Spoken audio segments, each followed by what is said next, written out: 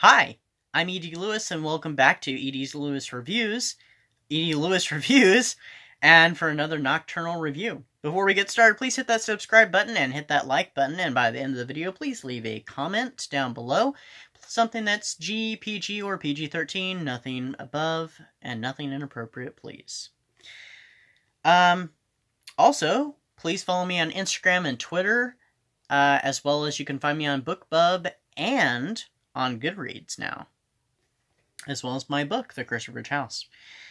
So, we're back doing another book review, and I think last time I did was it last time when I did the short story and adaptation review? No, it wasn't. It was an actual book review. Sorry, I'm thinking of the time before that.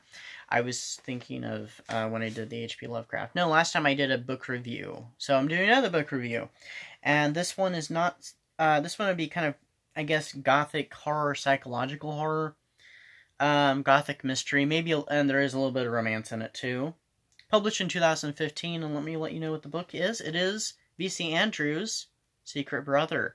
It is an official book of the Dollenkinger series, although some people find it very controversial because of the supposed continuity break. But if you read that spot that I'm talking about in Petals on the Wind by V.C. Andrews, read exactly what it says. There is no body actually found. It is referred to, but sometimes I think that the character of Kathy is somewhat unreliable, and she has a tendency to sometimes jump to conclusions. So, but I still like the character of Kathy a lot. But she's not in this book, of course, because this is different. It is a direct sequel to Flowers in the Attic. It takes place during the very end, during the last part of Flowers in the Attic, and after Flowers in the Attic is over, during the beginning of Petals on the Wind. It follows the character of Clara Sue Sanders and a mysterious boy. So here is my little synopsis that I wrote. Clara Sue Sanders and her little brother Willie live with their wealthy grandpa Arnold. That's his last name, by the way, in Virginia when Willie and his nanny Myra are hit by a drunk driver. They're rushed to the hospital at the same time as a boy is also left to that same hospital, and this is in Prescott that they live, and I think the hospital is close to Charlottesville or something like that. And Charlottesville, by the way, is where Kathy, Chris, and Carrie escape to at the end of Flowers in the Attic before they get on the bus to head off to their plans to head to Florida. Willie dies, though, at the hospital, or rather on the way to the hospital, and Myra only has a broken arm and some bruises.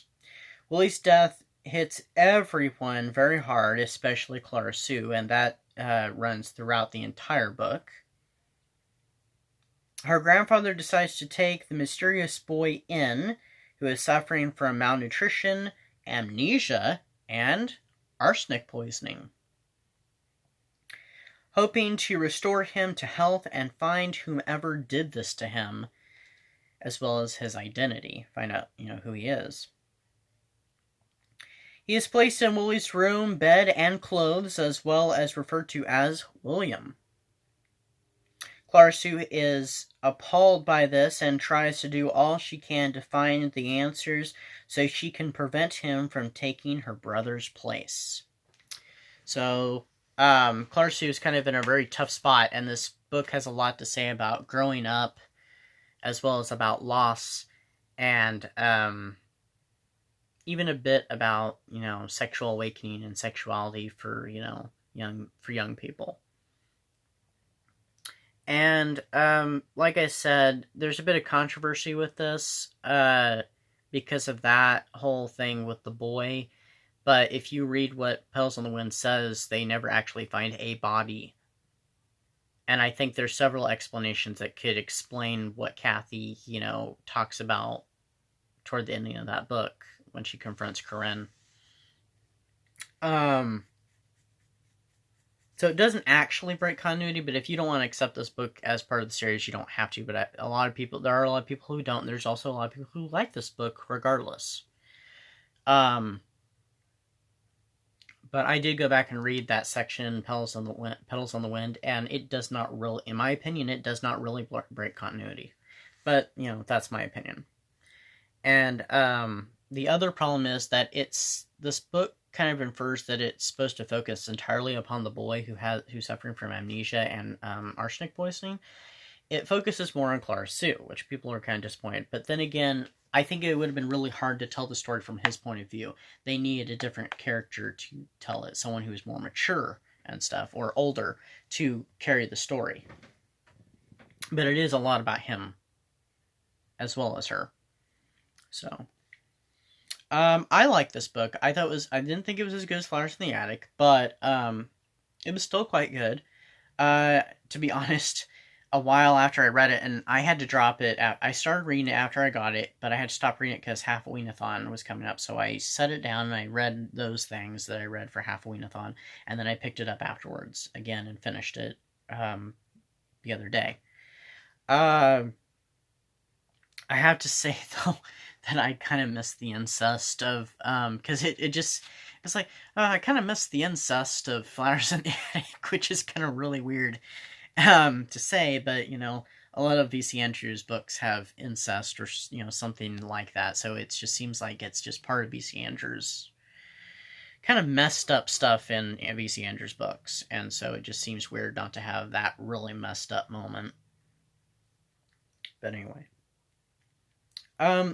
there was something though while I was reading this, a couple of the characters I couldn't help but actually visualize actors who portraying them. Like I saw the character of Myra, the nanny, who's British. I saw her as Geraldine Chaplin, Charlie Chaplin's daughter, and so I think if this were a movie instead of a book, I think she would be great in it. And the part of the psychiatrist, Dr. Catherine Patrick, I didn't see it at first, but after a little bit, I kind of thought, Catherine Lee Scott from, the old Dark Shadows TV series, she'd be great. The old Maggie Evans, she could play, Dr. Patrick very well. So didn't really see anybody else playing the roles of any of these other characters, but that's it. So anyway, that's all I really had to say about the book. I enjoyed it. I liked it. Some people, hate it because of the continuity thing mostly, and because it's focusing on the girl, but I think it's necessary. The continuity thing I've already talked about. And that I already mentioned that, sorry. But there are also a lot of people who do like it, though, and are actually glad with what they did with the certain poisoned boy character. As opposed, that they brought, that character's back into the plot in some way. Some other people have actually said they thought it would have been better as a standalone book, just cut out all the connections to Flowers in the Attic and just made it as a standalone book, and actually said that this is actually one of the best V.C. Andrews books in years. Of course, Andrew Needleman has written some more V.C. Andrews books since, so I don't know. I've heard good things and bad things. It's everybody's taste is different, so kind of ignore the reviews, the negative reviews anyway about this, and just give it a chance and see what you think personally, because your thought is going to have more impact on your take of the book than someone else's. So give it a chance is what I say. It's really good. Not as good as Flowers in the Attic, though. So anyway, that's all about this book. And speaking of books, if you'd like to get my book, The Curse of Ridge House, a gothic novel by E.D. Lewis, you can find it on Instagram. You can find it on Instagram. Please follow me on Instagram and Twitter, and as well as Bookbub and Goodreads. But you can't find my book on there. Well, you can on Bookbub and Goodreads anyway. But if you want to buy my book, you'll have to go to Amazon. It's both available in Kindle edition and paperback. The Kindle edition is only $2.99. So, yeah.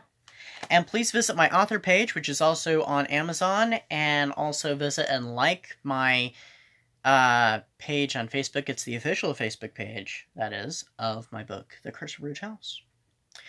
And one more thing. Excuse me.